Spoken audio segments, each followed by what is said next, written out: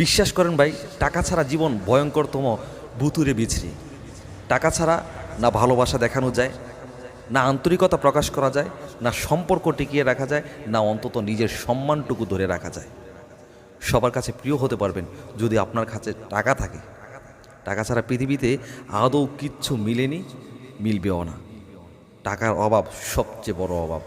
তাই কষ্ট করে হলেও আপনার মূল্যবান সময়টাকে নষ্ট না করে কিছু টাকা উপার্জন করার চেষ্টা করুন।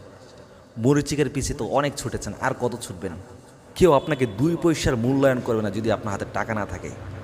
সামান্য একটু সাপোর্ট দিবে না যদি আপনার হাতে টাকা না থাকে। ইভেন আপনার বাবা মায়ের কাছেও আপনি ভালো হতে পারবেন না যদি আপনার হাতে টাকা না থাকে। আপনার স্ত্রীর কাছে ভালো একজন স্বামী হতে পারবেন না যদি আপনার হাতে টাকা না থাকে। আপনার সন্তানের কাছে ভালো একজন বাবা হতে পারবেন না যদি আপনার হাতে টাকা না থাকে। এই পৃথিবীতে সবচাইতে দামি বস্তুটির নামই হচ্ছে টাকা।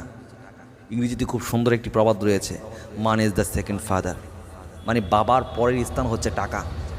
সবশেষে বলতে চাই, যে ভালোবাসা নামক মরিচিকার পিছনে ছুটে নিজের সময়টাকে নষ্ট করছো না, এই ভালোবাসাটাও তোমার কপালে জুটবে না যদি তোমার হাতে টাকা না থাকে।